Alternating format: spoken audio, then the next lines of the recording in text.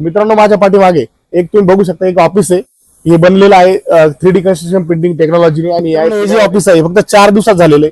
4 दिवस त्याचं काम पूर्ण झालेलं आहे. हे काम कसं इझिली तुम्ही रो हाऊसिंग प्रोजेक्ट याच्यामध्ये प्लॅन देतो आणि आपला मिस्त्री साईडवर काम करतो. त्यानंतर जी कॉलमची साईज चुकते किंवा कधी काय होतं कॉलम आपला लाईन मध्ये येत नाही किंवा सेंटर लाईन चुकते किंवा ब्रिक वर्क बाहेर जातं या अशा गोष्टी होत असतात. पण यामध्ये काय होतं हे जे पूर्ण कॉर्डिनेट्स असतात हे त्या मशीनमध्ये असतात. त्यावेळेस ज्यावेळेस त्याला इनपुट दिले जातात मशीनला तर त्या मशीनमध्ये त्या सगळ्या त्याचा प्लॅन ऑलरेडी फीड केला जातो कम्प्युटर म्हणजे तुम्ही बेसिक मध्ये कम्प्युटरमध्ये या गोष्टी फीड केल्या जातात आणि नंतर त्यावरती नमस्कार मित्रांनो स्वागत आहे तुमचं रिअल्टी एक्सपर्ट मराठीच्या अजून एका नवीन व्हिडिओमध्ये. मित्रांनो ज्या बऱ्याचशा कमेंट्स आपल्याला मागील काळामध्ये आल्या होत्या की बस सर मेसेज होते की 3D कन्स्ट्रक्शन प्रिंटिंग टेक्नॉलॉजीवरती व्हिडिओ बनवा आणि ती ऍक्च्युअल मध्ये कशी तसा एक व्हिडिओ आपण आधी बनवला पण होता पण ऍक्च्युअली आज साईटवर येऊन तो व्हिडिओ आपण आज बनवत आहोत. तर मित्रांनो माझ्या पाठीमागे एक तुम्ही बघू शकता एक ऑफिस आहे. हे बनलेलं आहे 3D कन्स्ट्रक्शन प्रिंटिंग टेक्नॉलॉजी आणि हे आहे पुण्यामध्ये भोसरी येथे. तर त्यांनी आपल्याला बोलवलं आपण त्या ठिकाणी आलोय. तर या पूर्ण साईटचा याचं काम कसं झालेलं आहे आणि मित्रांनो हे जे ऑफिस आहे फक्त 4 दिवसात झालेलं आहे. 4 दिवस त्याचं काम पूर्ण झालेलं आहे. हे काम कसं झालेलं आहे आणि ही कन्स्ट्रक्शन टेक्नॉलॉजी काय हे आपण यांच्याकडनं समजून घेणार आहोत. तर क्रिएट बोर्ड्स म्हणून यांची एक संस्था आहे आणि आपल्यासोबत आज आहेत आर्किटेक्ट ऋषिकेश. ते आपल्याला याची माहिती देणार आहेत. आपण याची पूर्ण माहिती घेऊ. हे घर कसं आहे याची प्रत्येक गोष्टीची माहिती तुम्हाला या व्हिडिओमध्ये पूर्ण मिळणार आहे. शेवटपर्यंत व्हिडिओ बघा तुम्हाला पूर्ण माहिती याची मिळणार आहे. नमस्कार सर. तर हे कधी झालेलं आहे आपलं पूर्ण? सर हे क्रीटबॉट्सनी स्वतः R&D करून जानेवारी 2024 मध्ये कम्प्लीट केलंय. आम्ही 31 डिसेंबर 2023 मध्ये हे बांधायला चालू केलं होतं आणि तब्बल 4 दिवसात याची प्रिंटिंग करून रेडी केले. ओके म्हणजे प्रोसेस काय असते याची? सो सुरुवातीला हे R&D आम्ही याच्यामध्ये करत होतो कॉन्क्रीट 3D प्रिंटिंग मध्ये आणि ही सर्वात पहिली प्रथम आमची प्रिंट आहे. चालू बघू चल चालू. तर हे म्हणजे या वॉल्स वगैरे सर्व 3D प्रिंटिंग मध्ये झालेलं बरोबर. सो ही अगदी आमची सगळ्यात पहिली प्रिंट होती ज्याच्यामध्ये जी कोड ट्राय करत होतो. मटेरियलिटी कशी आहे मटेरियल कसं बिहेव करतं. ओके. आणि मग ह्या R&D मध्ये आम्हाला हा वर्कफ्लो कळाला आणि मग आम्ही ती पुढची वाटचाल चालू केली आहे. म्हणजे पुण्यामधला हा पहिला प्रोजेक्ट होता का तुमचा? हा पुण्यातला महाराष्ट्रातला सगळ्यात पहिला प्रोजेक्ट तुम्ही म्हणू शकता. हा तेव्हा तुम्ही बांधलेले म्हणजे यानंतर पण अजून टेक्नॉलॉजी थोडी अजून रिफाईन झालेली? हा ही याच्यानंतर आम्ही 17 ते 18 प्रोजेक्ट कम्प्लीट केलेले आहेत. ओके. आणि अगदी सेकंड प्रोजेक्ट पासूनच याच्यानंतर आम्ही बरेच ऍडव्हान्समेंट इम्प्रुव्हमेंट्स याच्यामध्ये केलेले आहेत. आपण RCC कॉलम्स याच्यामध्ये इनकॉर्पोरेट करू शकतो. स्टील 150 बाय 150 स्टील स्टँक्शन कॉलम्स या कॅव्हिटीमध्ये इनकॉर्पोरेट करू शकतो आणि ह्या वॉल्स जे आहेत ते तुमच्या लोड बेरिंग वॉल सारखे ऍक्ट करतात. जर तुमचा स्पॅन 5 मीटर पेक्षा कमी असेल तर तुम्ही या वॉल्स वरती डायरेक्टली लोड देऊ शकता. ही जी टेक्नॉलॉजी आहे या टेक्नॉलॉजीचे असे काही फायदे जे सांगा जेणेकरून एक नॉर्मल तुमचा क्लायंट सिस्टमला आहे कुठले लोक ही टेक्नॉलॉजी वापरून घर बांधू शकतात ऑफिस बांधू शकतात किंवा काय काय आहे की खर्चामध्ये किती डिफरन्स करू शकतो ह्या गोष्टी थोड्याशा समजून सांगितलं बेटर होतं. सर क्लायंट बेस आमचा अगदी वाईड क्लायंट बेस आहे.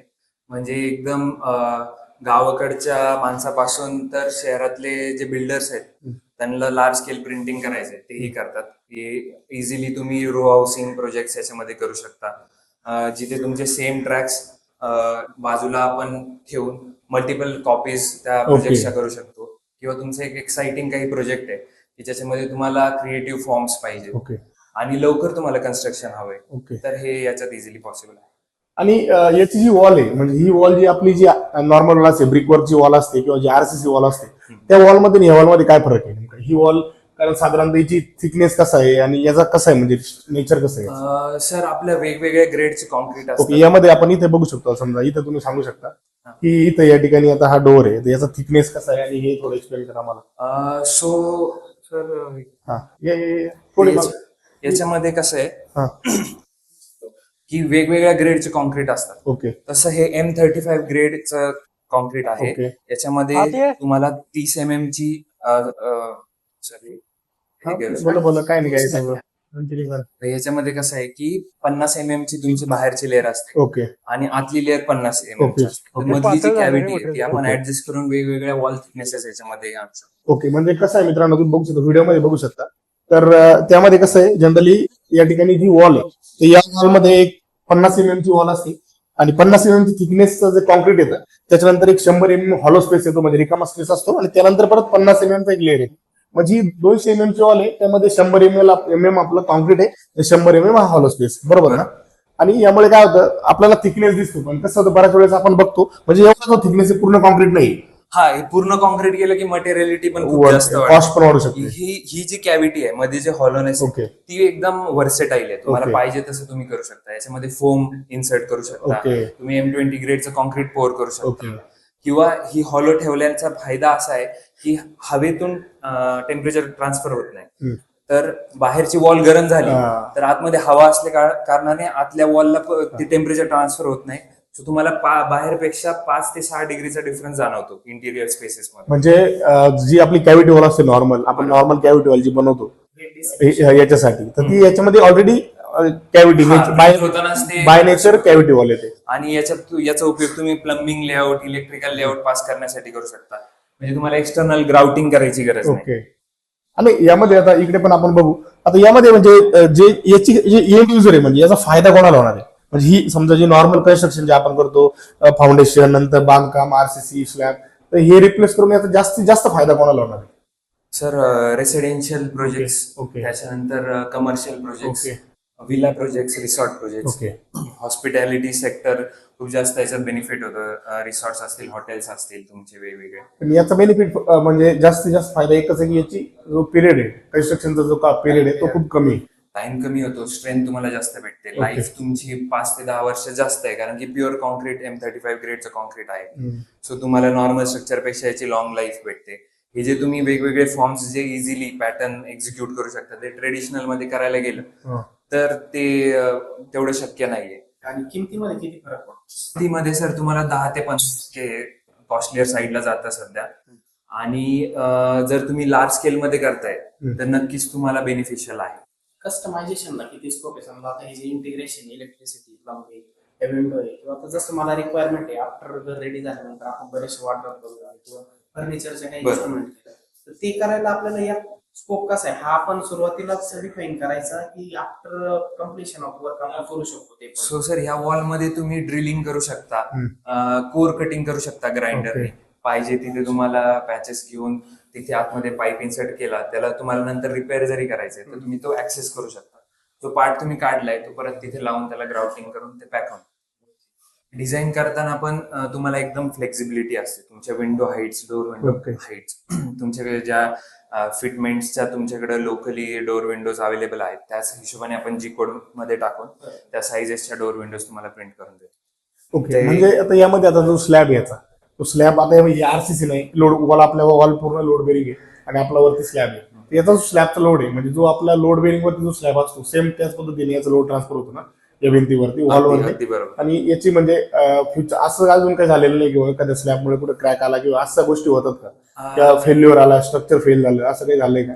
सर, मायनर हेअरलाईन क्रॅक्स येऊ शकतात, हेअरलाईन क्रॅक्स, पण तुम्हाला स्ट्रक्चरल क्रॅक्स याच्यामध्ये येत नाही. याचं वॉटर एब्झॉर्प्शन पण एकदम झिरो आहे. सीपेज वगैरे काहीच नाही. वॉटर प्रूफिंग तुम्हाला करायची गरज नाही.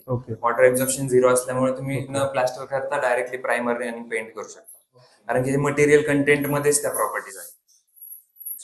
म्हणजे याची जी आपण काय म्हणतो, जी इक्विपमेंट कॉस्ट ही जास्त आहे, म्हणजे मशीन हँडलिंग कारण की तुमच्या साईटच्या डायमेन्शन नुसार आपली मशीन तिथे बनते, जाते, मग ती प्रिंटिंग करते. तिथे जाऊन याच्यामध्ये काय होतं की ट्रेडिशनल आपण जे कन्स्ट्रक्शन साठी ऑप्ट करतो त्यामध्ये क्लायंटची आणि आर्किटेक्टची जी विजन असते, जी ड्रॉइंग आहे, साईट वरती वेगळं इंटरप्रिटेशन होतं. सिव्हिल इंजिनियरनी जे सांगितलेलं असतं ते सेम तिथेच होत नाही. तर लॉस ऑफ इन्फॉर्मेशन मध्ये 70 ते 80% तुमचं काम तिथे होतं. म्हणजे असं होतं की समजा एखादा प्लॅन इंजिनियरने दिलाय, तर इंजिनियर प्रत्येक दिवशी साईटवर नसतो.